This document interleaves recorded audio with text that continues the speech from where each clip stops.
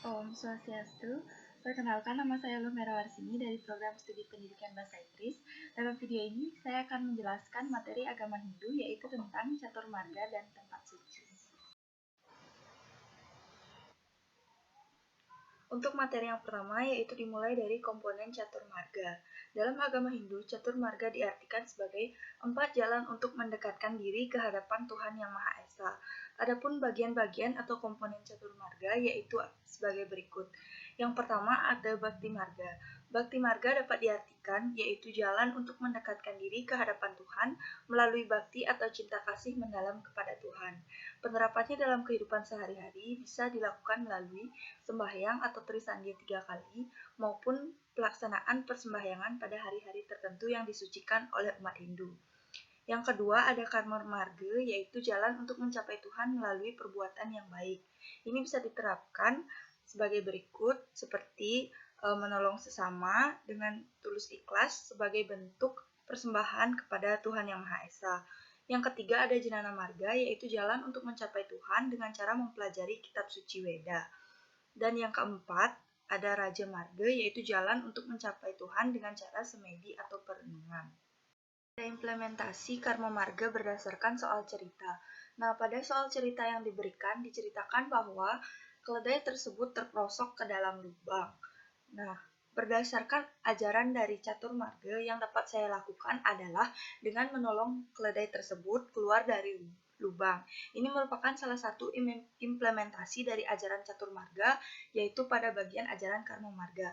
Pada ajaran karma marga berarti bahwa kita mendekatkan diri kepada Tuhan dengan cara perbuatan baik yang kita lakukan. Contoh kecilnya seperti menolong sesama ataupun memberikan bantuan kepada yang membutuhkan secara tulus ikhlas. Selanjutnya ada implementasi bakti marga dalam kehidupan sehari-hari. Adapun bentuk-bentuk penerapan bakti marga dalam kehidupan sehari-hari yaitu dengan melaksanakan trisandia 3 kali sehari, pelaksanaan upacara yadnya seperti dewa yadnya, manusia yadnya, pitra yadnya, buta yadnya, dan resi yadnya, ada melaksanakan japa serta melantunkan nama-nama Tuhan. Selanjutnya ada makna sloka Rigveda bab 8 sloka 69.8. Nah, pada sloka tersebut disebutkan sebagai berikut. Arcata prarcata priyam edaso arcata arcantu putraka uta puramna drsnawarcata, yang memiliki makna bahwa pujalah dia sepenuh hati. Oh cendekiawan, pujalah dia. Semogalah semua anak-anak ikut memujanya. Teguhlah hati seperti kukuhnya candi dari batu karang untuk memuja keagungannya.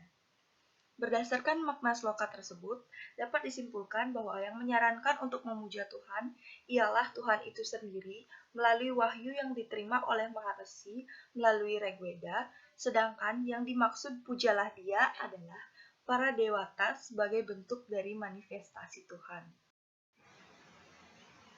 Selanjutnya ada implementasi ajaran karma marga. Dalam Bhagavad Gita bab 3 sloka 19 dinyatakan sebagai berikut.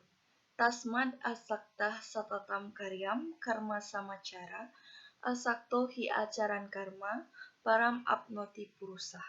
Artinya, oleh karena itu, laksanakanlah segala kerja sebagai kewajiban tanpa terikat pada hasilnya, sebab dengan melakukan kegiatan, kerja yang bebas dari keterikatan, orang itu sesungguhnya akan mencapai yang utama. Sloka ini merupakan salah satu sloka yang mencerminkan ajaran karma marga. Adapun bentuk pelaksanaan atau implementasi dari ajaran karma marga adalah sebagai berikut. Yang pertama, senantiasa melakukan perbuatan baik atau subha karma dalam kehidupan sehari-hari. Yang kedua, ada memberikan donasi kepada yang membutuhkan secara tulus ikhlas. Yang ketiga, ada melaksanakan ngayah atau gotong royong. Karma marga ini juga dapat dicapai dengan melaksanakan segala pekerjaan dengan tulus ikhlas tanpa pamrih serta tanpa keterikatan sebagai bentuk persembahan atau bakti kepada Tuhan Yang Maha Esa. Selanjutnya adalah jenis-jenis pura. Yang pertama ada pengelompokan pura berdasarkan fungsi. Berdasarkan fungsi, pura dapat dibagi dua, yaitu pura jagat dan pura kawitan. Yang pertama ada pura jagat, merupakan pura yang berfungsi untuk memuja Hyang Widi dan segala manifestasinya, serta dapat digunakan untuk tempat pemujaan umum. Yang kedua ada pura kawitan, yaitu pura yang difungsikan sebagai tempat suci untuk memuja Atma Siddha Dewata atau roh suci leluhur yang termasuk di dalamnya ada Sanggah, Merajan, Paibon atau Kemulan, Dadye, dan Pedarman. Yang kedua ada pengelompokan pura berdasarkan karakteristik. Pengelompokan pura berdasarkan karakteristik dapat dibagi 4, yaitu Kahyangan Jagat dan Dahang Kahyangan, Kahyangan 3, Pura Swagina, serta Pura Kawitan.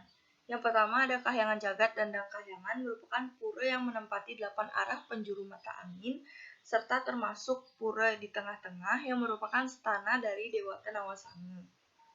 Yang kedua ada Pura Kahyangan 3 merupakan pura yang berada di masing-masing desa Pekraman dengan terdiri dari 3 pura, yaitu Pura Desa, Pura Pusah, dan Pura Dalem sebagai stana Dewa Trimurti, yaitu Dewa Brahma, Dewa Wisnu, dan Dewa Siwa. Yang ketiga ada Pura Kawitan merupakan pura yang dibangun sesuai dengan garis keturunan atau wit sehingga disebut juga sebagai Pura Kawitan. Dan yang terakhir adalah Pura Swagina merupakan pura yang dibangun berdasarkan kesamaan pekerjaan. Misalnya ada pura yang disungsung oleh para pedagang, ada pura yang disungsung oleh para nelayan.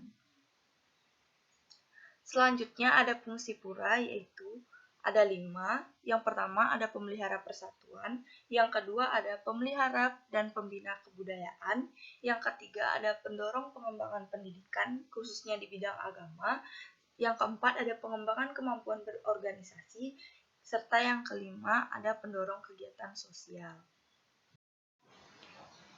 Baik, sekian materi yang dapat saya sampaikan. Akhir kata saya tutup dengan Parama Santi. Om Santi Santi Santi Om.